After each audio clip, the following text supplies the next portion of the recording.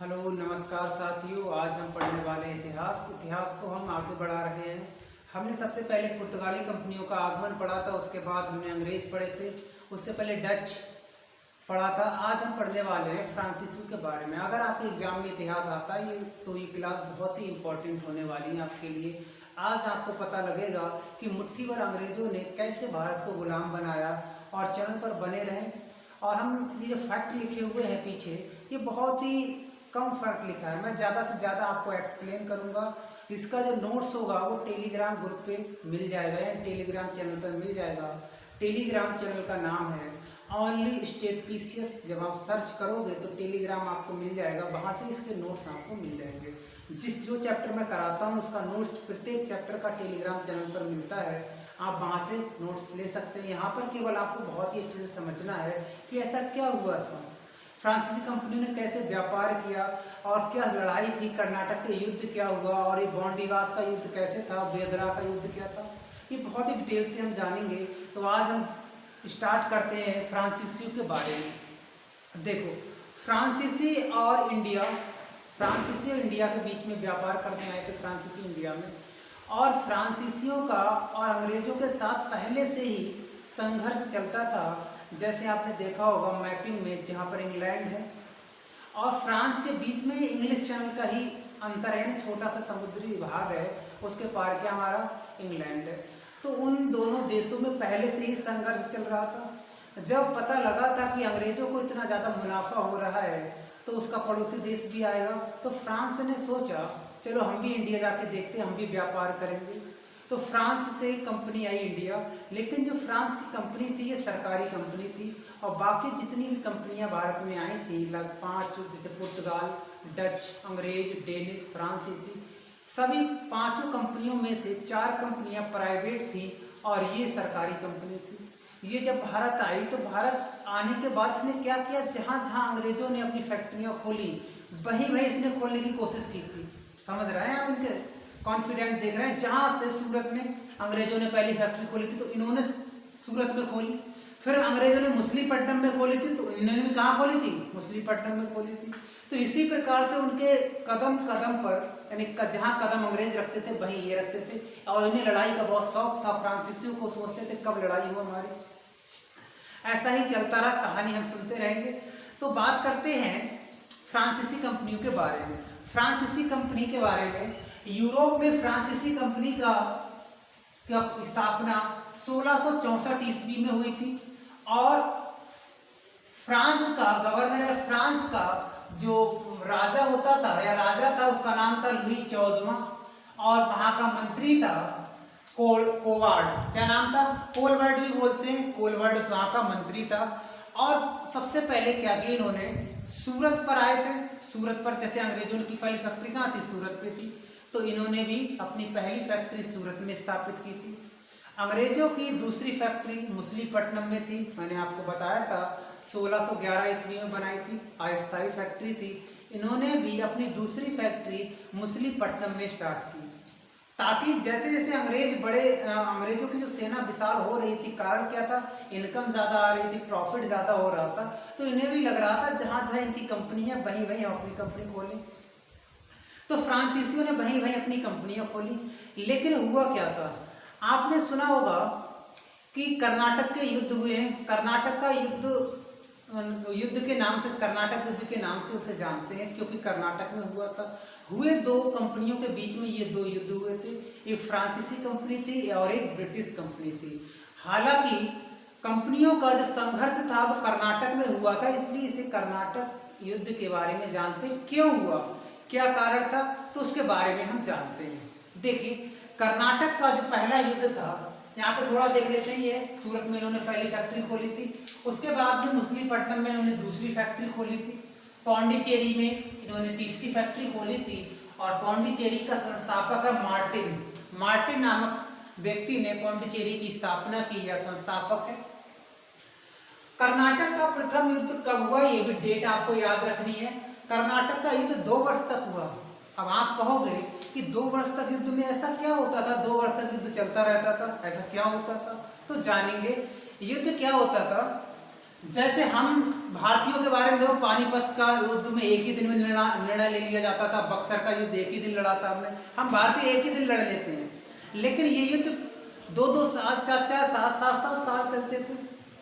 इसमें संघर्ष होता रहता था। जैसे मान लीजिए, जैसे हारने वाली दूसरी पार्टी होगी, वो तुरंत भाग जाती थी, फिर 6 महीने बाद तैयार होकर फिर आ जाती थी, इसलिए समय ज़्यादा लगता था। और भारतीय जितने भी भारतीय युद्ध हुए, तराइन का प्रथम युद्ध, द्वितीय युद्ध या बक्सर या पानीपत का, एक ही दिन में निर्णय ले लिया जाता था। हालांकि कौन हारा कौन जीता ये बात की बात है, लेकिन निर्णय क्या एक ही दिन में ले लिया जाता था।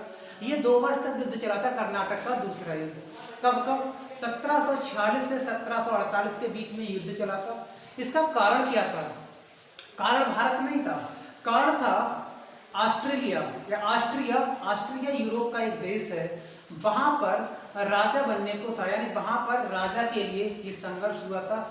जैसे ही यूरोप में फ्रांसीसी और ब्रिटेन के बीच में लड़ाई स्टार्ट हुई या युद्ध स्टार्ट हुआ था, तब यहाँ पर एक ब्रिटिश अधिकारी था बर्नेट ने फ्रांसीसी जहाजों को रोक लिया व्यापार करने के लिए। फिर फ्रांसीसी खिसे आ गए और फिर उन्होंने युद्ध कर दिया।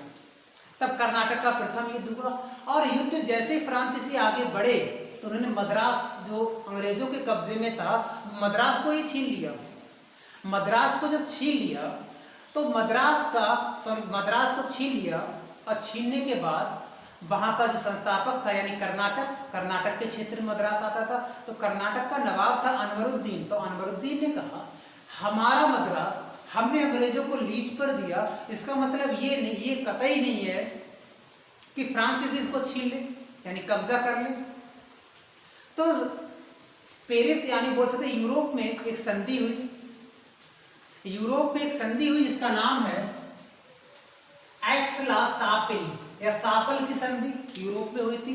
तो क्वेश्चन आता है कि प्रथम कर्नाटक युद्ध का कारण क्या था, समापन कैसे हुआ? तो एक्स-ला-सापल की संधि के साथ इस युद्ध का समापन हो गया। लेकिन जैसे युद्ध का समापन हुआ तो मैंने क्या कहा, अनवरुद्दीन बोला ऐसे कैसे हिम्मत पड़ गई मद्रास को लेने की। तो अनवरुद्दीन चढ़ाई करने निकल गया, किसके ऊपर? फ्रांसीसियों के ऊपर। 1748 में, यानी 1748 की बात है, एक बहुत ही प्रसिद्ध घटना हुई जिसे जानते हैं सेंट थोमे की लड़ाई। ये लड़ाई ने निर्णय दे दिया कि भारत पर राज कौन करेगा, संकेत दे दिया इस लड़ाई ने। क्यों? ये लड़ाई 2 लोगों के बीच में हो रही है, तो फ्रांसीसी कंपनी और दूसरा अनवरुद्दीन। फ्रांसीसी कंपनी की तरफ से जो गवर्नर था, जो लड़ रहा था, उसका नाम था डुप्ले लड़ रहा था, और उसका सेनापति था पैराडाइज। ऐसे अनवरुद्दीन नवाब था कर्नाटक का, और उसका जो सेनापति था उसका नाम था महफूज खान। इन दोनों में लड़ाई हो गई। लड़ाई होने के बाद फ्रांसीसियों की जो सेना थी वो लगभग 1000 के आसपास थी, और कर्नाटक का जो राजा था अनवरुद्दीन, उसके पास 10,000 की सेना थी। और फिर भी अचंभे की बात है, कर्नाटक का नवाब हार गया। हारने के बाद जब कर्नाटक का नवाब हार गया, तो आप बताइए यूरोप के जो, यानी अंग्रेज हुए चाहे ब्रिटिश हुए, इनको लगा कि इतने सालों से हम यहाँ पे राज कर रहे हैं, यानी व्यापार कर रहे हैं, अभी तक कभी मुठभेड़ नहीं हुई हमारी।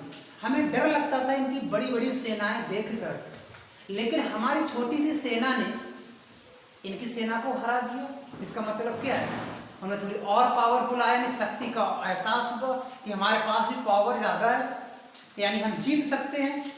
अंग्रेज हमेशा से चाहते थे भारत पर राज करना, और फ्रांसीसी भी यही चाहते थे हम भी भारत पर राज करें। आगे और भी बताएंगे कौन कौन चाहता था भारत पर राज करे, और आखिर क्यों अंग्रेजों ने ही राज किया, इसके कारण हम बताएंगे, साक्ष्य के सहित बताएंगे। अब देखते हैं आगे। कर्नाटक का युद्ध पहला समाप्त हो गया सापेल की संधि के साथ, लेकिन मैंने कहा था मद्रास के चक्कर में एक सेंट थॉमस की लड़ाई हो गई, उसमें क्या हुआ, फ्रांसीसी जीत गए। अब दूसरा, जैसे फ्रांसीसी जीते, ब्रिटेन या ब्रिटिश कंपनी और फ्रांसीसी के बीच में फिर से संघर्ष जारी हो गया। संघर्ष जारी क्यों हुआ? कारण क्या था? कारण था कर्नाटक के नवाब को लेकर, क्योंकि अनवरुद्दीन हार गया था। हालांकि अनवरुद्दीन वर्तमान में उस समय अनवरुद्दीन था नवाब, लेकिन उसका बहनोई था चंदा साहब। चंदा साहब बोला मैं बनूंगा। अब इसके इनकी बस की बात नहीं है, क्योंकि ये हार गए थे। तो चंदा साहब उनके बहनोई थे। अब चंदा साहब के पास डुप्ले गया। डुप्ले कौन था? फ्रांसीसी कंपनी का गवर्नर डुप्ले था। डुप्ले गया और डुप्ले ने कहा, यानी ये संघर्ष, यानी कर्नाटक का दूसरा युद्ध चला था नवाब के पद को लेकर। कर्नाटक का नवाब कौन बनेगा, ये कारण ये था। और फिर ये चंदा साहब बहनोई थे अनवरुद्दीन के, और चंदा साहब के साथ कौन था? डुप्ले कौन था? फ्रांसीसी। डुप्ले ने क्या किया कि बोला, चंदा साहब मैंने सुना है आप राजा बनना चाह रहे हैं, नवाब बनना चाह रहे हैं। चंदा साहब बोले बिल्कुल, लेकिन बात ये अनवरुद्दीन पहले से ही वहां पर है। तो बोले चलो हम आपका साथ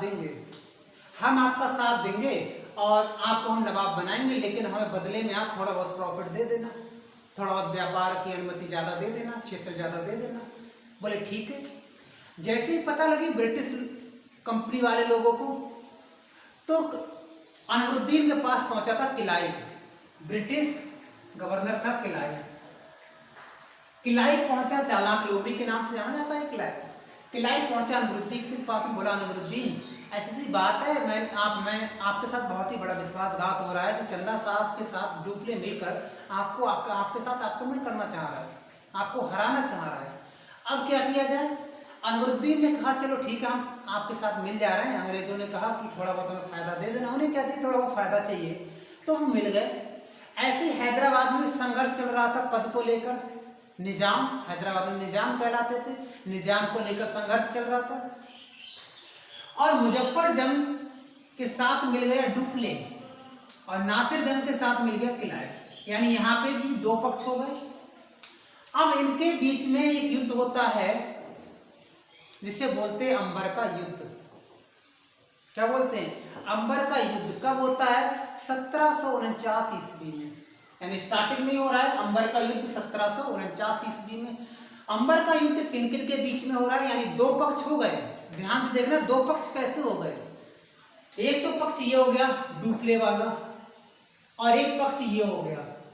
ये दो पक्ष तो एक साथ थे, यानी जो फ्रांसीसी सहायता दे रहे थे वो पक्ष एक तरफ था, और जिधर अंग्रेज थे वो दूसरे तरफ पक्ष था। लेकिन इस युद्ध में अंग्रेज थोड़ा उभरते हुए नजर आ रहे थे।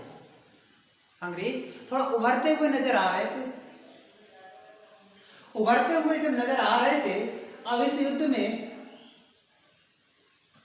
ये भी हारा गया और अनवरुद्दीन भी हारा। कौन बचा था? चंदा साहब और मुजफ्फर जंग। ये दोनों जीत गए थे, और मुजफ्फर जंग को आपको हैदराबाद दे दिया गया था, चंदा साहब को कर्नाटक का क्षेत्र दे दिया गया था। यानी फ्रांसीसी जीत गए इस युद्ध में। हालांकि अंग्रेजों ने बहुत बहादुरी दिखाई थी, लेकिन जीते फिर भी कौन थे? फ्रांसीसी जीते इसमें, अंबर के युद्ध में। डुप्ले की चालाकी थी। अब डुप्ले क्या करता? दो राजाओं को लड़ाने में बहुत चतुर था।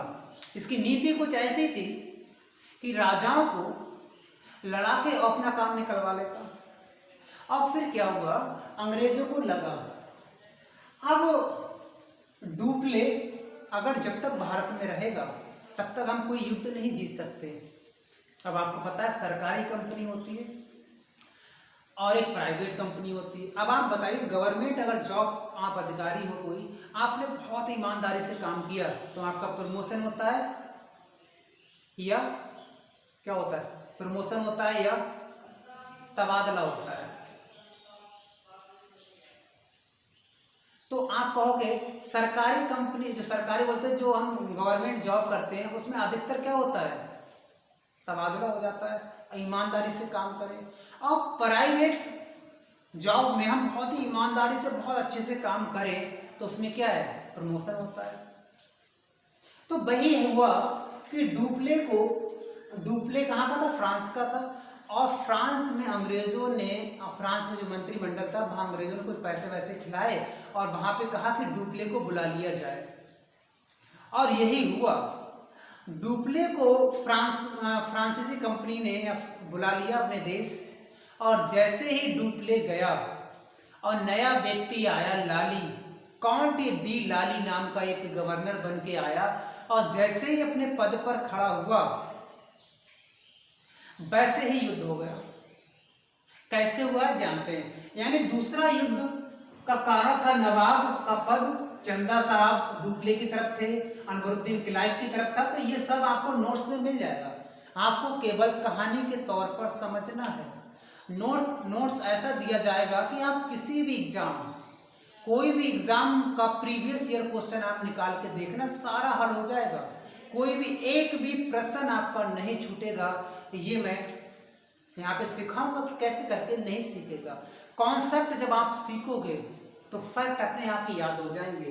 कॉन्सेप्ट एक जाल की तरह होता है, फैक्ट मछली की तरह होता है। जितना ज्यादा बड़ा जाल होगा उतनी ज्यादा मछलियां उसमें फंस जाएंगी। चलो, कर्नाटक का तीसरा युद्ध क्यों हुआ? ये यूरोप में 7 वर्षीय युद्ध चल रहा था, यानी 7 वर्षों से युद्ध चल रहा था। यानी बोल सकते हैं 1756 से 1763 के बीच में युद्ध चल रहा। तो 2 साल 56 और 258, 2 वर्ष का अंतर है। 2 वर्ष तक फ्रांसीसी बहुत शांत रहे। 2 वर्ष के बाद 58 और 63, यानी 1758 से 1763 के बीच में तीसरा कर्नाटक का युद्ध चला था। कारण क्या था? यूरोप में 7 वर्षीय युद्ध चल रहा था, उसका ये कारण था। और क्या हुआ? इसका परिणाम क्या हुआ? इसका परिणाम हुआ था कि बॉन्डीवास का युद्ध। अब आपको पता है कि बॉन्डीवास का युद्ध क्वेश्चन पूछा जाता है कब हुआ? 1760 में। और मैंने आपको पिछली क्लास में बताया था, लास्ट क्लास में, कि बेदरा का युद्ध हुआ था, वो 1759 में हुआ था, जिसमें डच को बाहर भगाया था ना, डच को बाहर भगाया था। अब बॉन्डीवास का युद्ध हो रहा है कब? 1760 में। 1760 में हो रहा है तो एक तरफ फ्रांसीसी ईस्ट इंडिया कंपनी है और दूसरी तरफ ब्रिटेन ईस्ट इंडिया कंपनी है, ब्रिटिश ईस्ट इंडिया कंपनी है। ब्रिटिश ईस्ट इंडिया कंपनी का जो सेनापति था वो आयरकूट था, और फ्रांसीसी कंपनी का लाली, काउंट डी लाली। अब यहाँ पे बॉन्डीवास में क्या होता है? लाली हार जाता है, यानी फ्रांसीसी कंपनी हार जाती है, और ये युद्ध कर्नाटक का 1763 ईस्वी तक चला। 1763 के बाद फ्रांसीसियों का अस्तित्व नहीं रहा, फ्रांसीसी बिल्कुल गायब से हो गए थे, वो वापस चले गए थे। आयरकूट जीता, सेनापति था। अब आप यहाँ पर निर्णय लगाइएगा कि अब वर्तमान में, उस समय की बात कर रहा हूं मैं, 1762-63 की बात कर रहा हूं। उस समय पावरफुल कौन हो रहे हैं दक्षिण में? अंग्रेज हो रहे हैं। अंग्रेजों ने फ्रांसीसियों को निकाल दिया, यानी फ्रांसीसियों को हरा दिया। अब पावरफुल कौन हो गया? अभी तक निचले स्थान पर, यानी जो कर्नाटक का युद्ध, बाद में चंदा को और जो मुजफ्फरजंग को बाद में मरवा दिया गया, अपने लोग बिठा दिए गए जब ये बॉन्डीवास का युद्ध हुआ था। आगे जानेंगे कि इससे 3 वर्ष पहले, यानी 1757 में प्लासी का युद्ध हो रहा है। वो कैसे? बक्सर का युद्ध हो रहा है 1764 में, कितने 4 साल के बाद, और इसके 1 साल के बाद पानीपत का तीसरा युद्ध हो रहा है। आखिर कौन भारत पर राज करेगा? तो इसके बारे में हम जानेंगे। अब देखिए, ये तो हो गया, यहां पर अंग्रेज विजयी हुए। विजयी होने के बाद उस समय की स्थिति क्या थी? भारत की उस समय की स्थिति क्या थी, उस पर हम थोड़ी बात करते हैं। तो देखो, उस समय लगभग 1719 से 48 के बीच में एक राजा होता था, इसका नाम था मोहम्मद शाह रंगीला। मोहम्मद शाह रंगीला के बारे में बहुत सुना होगा, और उसका वास्तविक नाम था रोशन अख्तर। वो एक बहुत ही ज़्यादा इंटरेस्ट नहीं लेता था अपने राजकाज पे, सबसे ज़्यादा इंटरेस्ट लेता था हरम दल में, कि जो महिलाएं थीं, या महिलाओं के साथ नाच गाने में, और हिजड़ों की कुछ फौज मिलाकर उनसे डांस कराता था और मौज लेता था बैठ के। तो इसके कारण से अब मान लीजिए, जो व्यक्ति खुद औरतों के साथ सारे काम, औरतों के साथ रहना, खाना पीना और सब चलता रहेगा, तो उनके जो सेनापति होंगे वो क्या कहेंगे? वो कहेंगे कि ये क्या चल रहा है, इससे बेटर है कि हम अपना राज्य खुद स्वतंत्र कर लें और अपना राजा बन जाए, क्योंकि मोहम्मद शाह रंगीला तो वही रंगीला है, वो तो अपने में रंग में रंगीला है, इसलिए हम पहले अपना कर लेते राजकाज। तो जितने भी मुगल गवर्नर बनाए थे मोहम्मद शाह रंगीला ने, उनने अपना क्षेत्र को स्वतंत्र कर लिया, यानी वो प्रांत अपने आप में उन्होंने स्वतंत्र कर लिया। जैसे अवध का क्षेत्र था, अवध का क्षेत्र पहले किस पर था? रंगीला पर था। तो अवध के क्षेत्र में गवर्नर होता था, इसका नाम था सादत खान। ये लिखा है, मैं शॉर्टकट में लिखा है समझने के लिए, सादत खान। सादत खान ने स्वयं को मतलब वहां का नवाब घोषित किया, और अवध का प्रथम नवाबी कौन था? सादत खान था, और मुगल का अंतिम गवर्नर था सादत खान। ऐसे ही दूसरा प्रांत था, कौन सा? बी से हो जाएगा आपका बंगाल। बंगाल में गवर्नर था मुगल वालों का एक गवर्नर था, इसका नाम था मुर्शीद कुली खान। मुर्शीद कुली खान ने बंगाल प्रांत को स्वतंत्र किया और वहां का संस्थापक बना। और हैदराबाद में एक व्यक्ति, हैदराबाद में जो शासन करता था, यानी जो था मुगल गवर्नर, वो चिनकिलिज खान, आसफ जहां या निजाम उल मुल्क, इसके 3 नाम मिलते हैं। उसने स्वयं को वहां का संस्थापक माना और हैदराबाद को स्वतंत्र किया। उसके बाद एक्ट बी, हैदराबाद के बाद क्या आता है? मथुरा और भरतपुर के क्षेत्र में एक बदन सिंह नाम का व्यक्ति था, उसने स्वतंत्र किया, यानी बदन सिंह वहां का संस्थापक बना, कहाँ का? मथुरा और भरतपुर का। और नेक्स्ट है कर्नाटक का नवाब सादुल्ला। कर्नाटक में एक मुगल गवर्नर था सादुल्ला, उसने कर्नाटक को स्वतंत्र प्रांत बनाया, सादुल्ला संस्थापक बना वहां का। तो कहने का आशा ये है, मोहम्मद शाह रंगीला के समय में प्रांत आजाद होने लगे, स्वतंत्र होने लगे। क्यों? राजा को खुद की खबर नहीं है, तो आसपास में क्या खबर रखेगा? अब क्या हुआ? अब ये सब स्वतंत्र होने लगे अपने आप में। अब जब स्वतंत्र होंगे तो पावर यानी भारत की एकता बढ़ेगी या घटेगी? भारत का खंडन होना जरूरी है क्या? भारत पर अब जो आंख लगाए, बाज की तरह जो आंख लगाए लोग खड़े थे अफगानिस्तान में, क्योंकि हमारी बाउंड्री उस समय अफगानिस्तान से लगती थी, आंख जमाए बैठे थे कि भारत कब पता लगे कि कब टूट रहा है, तभी आक्रमण किया जाए। क्योंकि जब तक मुगल की जो सेना थी बहुत ही विशाल हुआ करती थी, उसकी डर से कोई आक्रमण करने नहीं आता था। आपने देखा होगा बाबर से अब तक कोई आक्रमण करने नहीं आया। क्यों? सबको पता है कि बहुत ही ज्यादा विशाल सेना होती है मुगलों की। लेकिन उन्हें क्या पता? उन्हें जब पता लगा कि यहाँ इस समय एक रंगीला टाइप का शासक है और बिल्कुल वो रंगरलिया मना रहा है, चलो आज उसे भारत को लूटा जाए जब तक, क्योंकि वो कुछ कर नहीं पाएगा। तो उसी समय 1739 ईस्वी में एक व्यक्ति आया था ईरान से, नादिर शाह। 1739 में क्वेश्चन आता है कब नादिर शाह ने आक्रमण किया था? 1739 में किया था। किसके समय में किया था? रंगीला के समय में किया था। और जब ये आया था, और एक चीज और सुनिएगा, हमारी उस समय सेना 3 स्टेज पे लगती थी, यानी 3 जगहों पर लगती थी। एक सेना का गुट हमारा अफगानिस्तान में लगता था, एक सेना का गुट हमारा लगता था लाहौर में, और तीसरी सेना हमारी लगाई जाती थी हरियाणा। 3 सेनाओं को पार करके कोई जब आएगा बाहर से आक्रमण करने, तो 3 सेनाओं को पार करके आएगा। आपने सुना होगा तराइन का प्रथम युद्ध, द्वितीय युद्ध, तृतीय युद्ध, पानीपत का युद्ध, करनाल का युद्ध, कुरुक्षेत्र का युद्ध, जितने भी युद्ध हुए हैं वो सब हरियाणा में ही क्यों हुए? क्योंकि हरियाणा तीसरा बाउंड्री लाइन था, इसके आगे सीधा दिल्ली आ जाता था। तो इतने करनाल जितने भी युद्ध हुए अधिकतर हरियाणा में हुए, जो तीसरी जो फोर्स लगाई जाती थी वो हरियाणा में ही लगाई जाती थी। नादिर शाह अफगानिस्तान की फौज वहां के लोगों को हरा दिया, लाहौर में हरा दिया। अब आ गया हरियाणा में। हरियाणा में आया तो हरियाणा में ये भी क्या नाम, रंगीला, मोहम्मद शाह रंगीला नहीं गया और अपने जो सेनापति छोटे छोटे लोग तो उन्हें भेजा, बोले जाओ देख के आओ क्या चल रहा है। वो लोग गए, उन्होंने कहा, नादिर शाह बोला हम लूटने के लिए आए, और लूटने के लिए तो लोगों ने कहा कितना पैसा चाहिए आपको, आप ऐसे बता दो हम आपको यहीं पर दे देंगे, आप चले जाओ। नादिर शाह इतना कमजोर कायर था, उसने कहा था कि जितना पैसा मांगोगे हम यहीं दे देंगे, आप यहीं से वापस चले जाओ। तो बोले 40-50 लाख रुपए हमें दे दो और हम वापस चले जाएंगे। 40-50 लाख बोला ठीक है। उसने और उस समय था हमारा ये साइट, किसने कहा, ये साइट कराया था चिनकिलिज खान, यानी निजाम था हैदराबाद का। इसने साइट 40-50 लाख में साइट करा दिया कि ठीक है 40-50 लाख रुपए दो और ये बाहर चला जाएगा।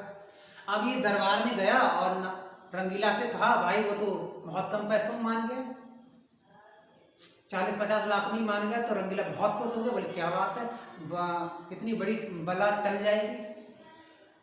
तुम्हें पता है कि जब वो किसी की तारीफ होती है तो पड़ोसी बहुत जलता है। आसफ वहीं पर सादत खां था, अवध का नवाब था। अवध का नवाब फटाक से गया नादिर शाह के पास में, बोला सर आप बहुत बड़ी गलती कर रहे हो, अगर आप दिल्ली पर आक्रमण करोगे तो कम से कम 50 करोड़ रुपए आपको मिलेगा। आप इतने से पैसे में मान गए, इतने पैसे में मान गए। सादत खां बोला अच्छा। तो उसने चढ़ाई कर दी दिल्ली पर, और उसने दिल्ली पर जब चढ़ाई की तो उसने एक तो तख्ते ताउस, जिसे मयूर सिंहासन बोलते हैं, शाहजहां ने बनवाया था, बेबादल ने उसे बनाया था, और एक कोहिनूर हीरा और 40-50 करोड़ रुपए भारत से लूट के ले जा रहा था। तभी उसने बोला ऐसा करते, सादत खान ने हमें बताया था, चलो अवध भी चलते हैं, थोड़ा बहुत प्रॉफिट वहां भी हो जाएगा। सादत खान को जब पता लगा कि नादिर शाह आ रहा है, क्योंकि सादत खान ने पहले कह दिया कि नादिर शाह अगर पैसे इतनी प्रॉपर्टी ना मिले तो मेरा गला काट देना। तो सादत खान को लगा हो सकता है 50 करोड़ रुपए ना मिला हो और नादिर शाह मुझे ढूंढ रहा हो, तो उसने सुसाइड करके अपने आप को मार दिया। तभी तो ऐसे लोग तो खुद डूबते हैं और दूसरों को भी लेके डूबते हैं। अब क्या हुआ, करनाल का युद्ध के नाम से ये जाना जाता है। कोहिनूर हीरा ले गया, तख्ते ताउस पर बैठने वाला प्रथम सुल्तान शाहजहां था, अंतिम सुल्तान मोहम्मद शाह रंगीला था, और बेबादल खान ने इसे बनाया था। ठीक है ना। उसके बाद में क्या हुआ, इसके जस्ट बाद इसका सेनापति था अहमद शाह अब्दाली। अहमद शाह अब्दाली सेनापति था, और 1748 ईस्वी में अहमद शाह अब्दाली भारत पर आक्रमण करता है। और आक्रमण करने के बाद एक तो उसके कई नामों से जाना जाता था अब्दाली को दुर्रे दुर्रानी कहते थे। दुर्रे दुर्रानी का मतलब होता है युग का मोती, दुर्रे दुर्रानी युग का मोती। अब उसे पता लगा था कि वहां का राजा एक ये तो चला गया था, 48 में इसका क्या हुआ, कार्यकाल समाप्त हो गया।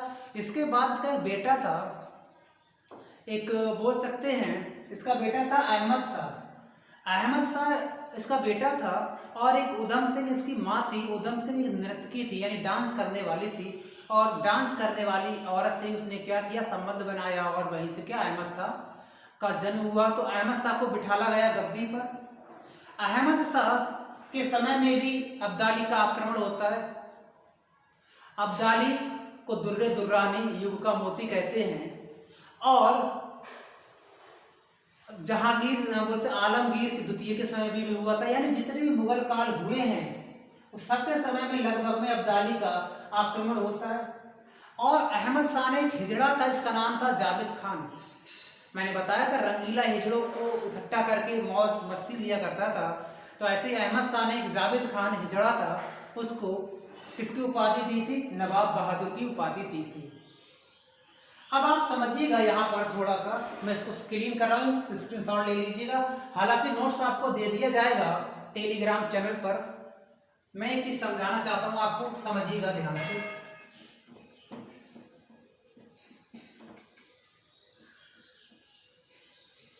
ध्यान से समझिएगा। इसके बाद ये डिसाइड हो जाएगा कि भारत पर अब आक्रमण, भारत पर अब राज कौन करेगा। आप ध्यान से समझिएगा इस चीज को, ठीक है। देखिए, अगर हम मैप बनाए छोटा सा भारत का, तो उसमें देखते हैं कि क्या होता है। ठीक है, देखो यहां पर कर्नाटक में मैंने कहा था कौन जीत गया था, अंग्रेज, यानी अंग्रेजों ने यहां कब्जा कर लिया था। और दूसरे फ्रांसीसी सोच रहे थे हम भारत पर राज करें, अंग्रेज कह रहे थे हम करें, मुगल कह रहे थे हम करें। 3 हो गए। चौथे मराठा भी उस समय थे, बालाजी बाजीराव मस्तानी नाम सुना होगा।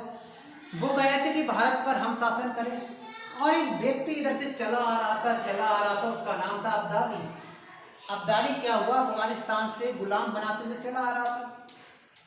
अब यहाँ पर अंग्रेज आ गए, केवल यहाँ पर अंग्रेज, यहाँ पर मराठा थे, तो मराठा अपना विस्तार करने लगे इस तरह से, और इधर से अब्दाली आ रहा था।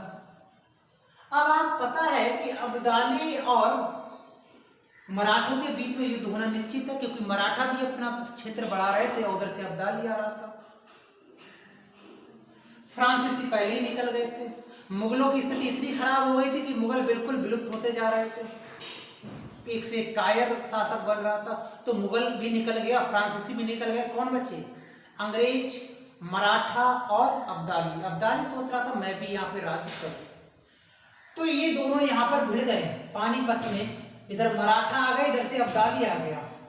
अब्दाली और मराठा के बीच में पानीपत का तीसरा युद्ध होता है।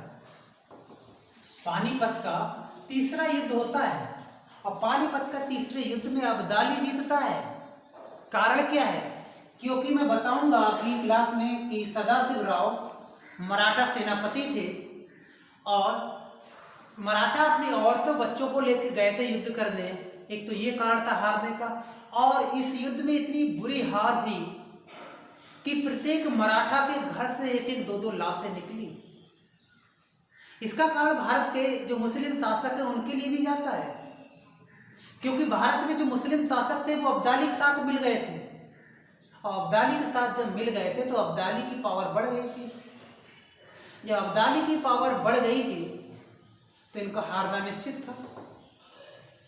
और वहां पर मुस्लिम शासक थे, उन्होंने उनका साथ दिया, लेकिन हिंदू शासक होने के साथ इन्हें